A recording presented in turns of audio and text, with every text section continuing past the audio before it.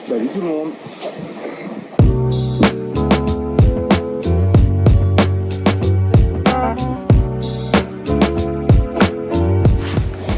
Salut tout le monde, c'est Clément des Frères Coasters. On se retrouve aujourd'hui pour une vidéo un peu différente pour deux raisons. Déjà, je vais vous donner un peu de mes nouvelles et ensuite, vous avez le titre.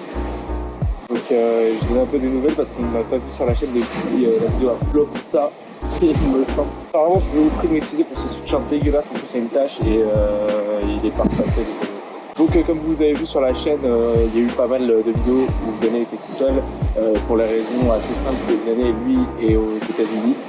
Et moi, je suis en France, je continue mes études. Moi, je suis à Bordeaux pendant que je vais aux États-Unis. En plus, Bordeaux, comme vous pouvez vous imaginer un petit peu, c'est un peu un no man's land niveau coaster. On a Walibi, Alligator Sud-Ouest à côté, je suis pas encore allé, Mais enfin bref, voilà pour les quelques nouvelles que je pouvais vous donner. Et il y a des vidéos qui vont arriver sur la chaîne très prochainement, notamment, je pense que vous attendez tous, l'ouverture de Duplatis en avril. Je vais vous faire une petite vidéo concernant un top 3 des coasters les plus surcotés et les coasters les plus sous-cotés que j'ai pu faire. C'est que mon avis, c'est subjectif encore une fois, donc si vous adorez un coaster que j'ai mis dans la liste, et je suis désolé pour vous. Et puis si vous n'aimez pas un coaster que j'ai mis dans la liste, je suis désolé pour vous si vous le trouvez nul et que moi je le trouve bien. Donc on va commencer sans plus tarder.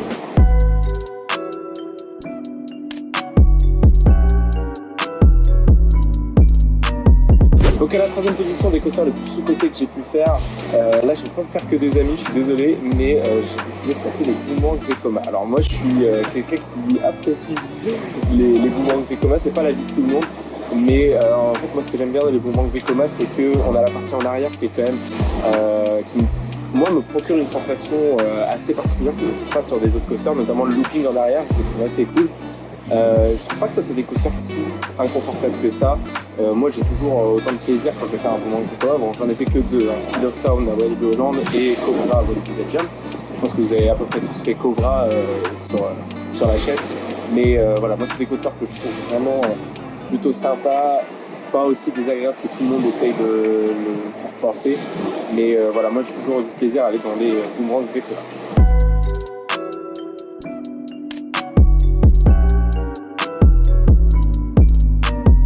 Donc en troisième position des coasters les plus surcotés que j'ai pu faire, pareil je ne vais pas me faire beaucoup d'amis avec celui-là malheureusement, je vais vous parler de Alpina Blitz à Nîmes. Petit disclaimer juste avant, les coasters dont je vais parler dans la partie surcotée ne sont pas des mauvais coasters, loin de là, mais je trouve que beaucoup de gens en font un peu trop par rapport à ces coasters, par rapport à ce qu'ils sont réellement, et Alpina Blitz en fait partie. Moi je ne fais pas partie de la catégorie des gens qui trouvent que Alpina Blitz est le meilleur coaster français, très loin de là. Pour moi il y a beaucoup mieux en France, notamment les deux monstres inverted qu'on a. Mais voilà, moi j'ai une petite retenue avec Alpina Blitz, je trouve que c'est un coaster qui vibre, qui est trop court. Je suis désolé pour ceux qui considèrent pas comme moi, mais je suis pas non plus très fan des trains Mack malheureusement. Je trouve qu'on n'a pas assez de marge en fait entre le harnais et nous pour pouvoir vraiment profiter des airtime. Je suis pas si fan de ça, voilà. On passe maintenant au top 2 des coasters les plus sous-cotés.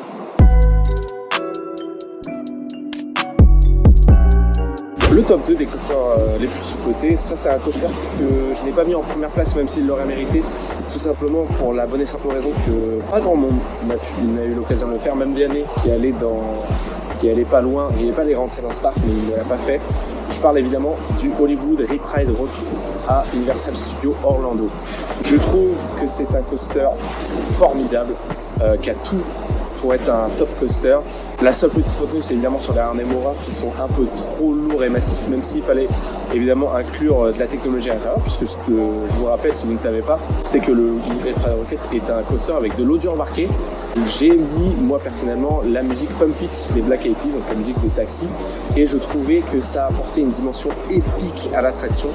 Le lift à la verticale est franchement pas l'élément le plus désagréable. C'est vraiment très particulier. On a l'impression qu'on va tomber en arrière. C'est vraiment, en plus d'être retenu que par la lap bar et pas par un harnais comme chez les Sugar. Ça fait une sensation très particulière. Ensuite, c'est un coaster très intense. Un des coasters les plus intenses que j'ai pu faire. Vraiment par rapport à des inverted comme The Monster ou Montou, franchement, ça se castagne vraiment parce que c'est un coaster très intense tout du long. Et en plus de ça, il y a beaucoup de gens qui parlent que c'est un coaster qui vibre, qui est assez désagréable. Moi, j'ai pas trouvé ça. J'étais au premier rang et j'ai pas eu de vibration. J'étais même pas au courant à ce moment-là que c'était un coaster qui vibrait. C'est après l'avoir fait que j'ai voulu rechercher des avis. Et en fait, c'est vraiment un coaster ultra agréable. J'ai vraiment kiffé à 100% l'expérience sur ce coaster. Et bah, voilà, c'est pour ça qu'il est en deuxième position des coasters les plus sous-cotés.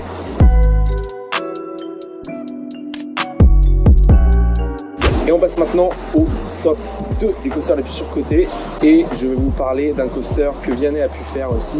Et je lui ai demandé son avis juste avant cette vidéo. Et je parle de Cheetah Hunt à Busch Gardens Tampa. Alors Cheetah Hunt, c'est un coaster qui moi me faisait rêver plus jeune dans ma plus jeune vie de coaster fan ou coaster enthousiaste, ça dépend comment vous, bref. Et vraiment, c'est probablement la plus grosse déception que je n'ai jamais eue sur un coaster. On est sur un triple launch coaster, si on peut appeler ça, même si le premier launch, franchement, on ronfle.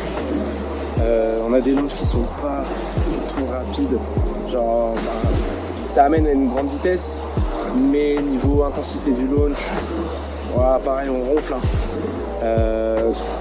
C'est un coaster qui est pas intense, qui franchement, si vous retirez l'arcline roll qu'il y a juste avant la zone de frein, je suis désolé, mais on est sur un coaster familial.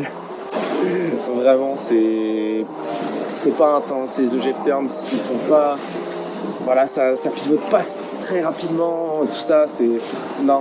Même les S-turns que moi j'attendais comme étant le meilleur élément du parcours au-dessus de l'eau. Alors déjà, il n'y avait pas d'eau au moment où je l'ai fait. Vous le voyez sur la POV qu'il y a sur la chaîne. Mais ensuite, c'est pas intense, quoi. Enfin, c'est ça le problème. Et quand je suis descendu de ça, j'étais en mode mais quelle déception, quoi. Tu fais 6000 km pour un coaster qui te fait rêver et au final, c'est pas fou, quoi. C'est un bon coaster, mais c'est pas un excellent coaster comme j'aurais pu l'attendre, comme un Maverick ou selon les notions que j'en ai, c'est vraiment un excellent coaster.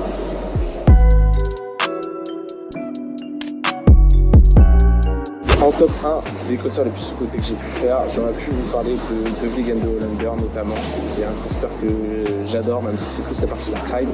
Mais je vais vous parler d'un coaster qui est dans le même parc et qui se fait un peu outshine, si je peux me permettre un anglicisme, par Baron 1898, et c'est du coup Joris and the Drac. Joris and the Drac, c'est vraiment deux wooden qui sont vraiment les meilleurs wooden que j'ai pu faire, avec beaucoup d'airtime, très fluide, aucune vibration, vraiment c'est un pur plaisir. Je vous conseille d'aller le faire, et Baron à côté, c'est pas fou.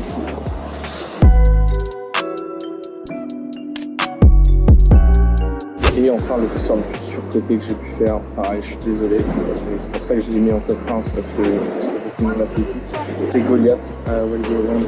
J'ai trouvé que c'était un coaster vraiment bon au début, bon à la fin, mais entre les deux, il n'y a rien. Voilà, les hélices cassent tout le rythme. Les EGF turns sont comme sur Cheetah Hunt, en fait, on les passe, ok, on vient de faire un élément.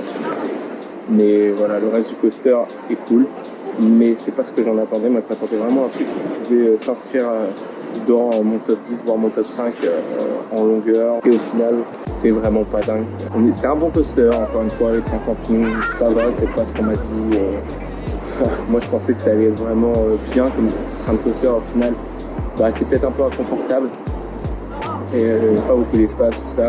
On va faire les nouveaux trains cabines évidemment, mais voilà, j'ai trouvé que Goliath n'était pas un si bon coaster que ça. Si vous l'aimez, je suis désolé, moi je l'aime bien, mais c'est pas non plus le meilleur coaster que j'ai eu l'occasion de faire. Voilà pour cette petite vidéo que je voulais vous faire. C'est un peu une vidéo qui dans le même style que la vidéo du top 10 qui est des coasters de 2020, sachant que dans cette vidéo il y a beaucoup de coasters qui n'ont pas ouvert en 2020. Mais enfin bref, j'espère que vous avez apprécié cette vidéo, et si c'est le cas, laissez un pouce vert et dites-moi dans les commentaires. Dites-moi si vous êtes d'accord avec moi ou pas d'accord avec moi, et si vous voulez que j'en refasse.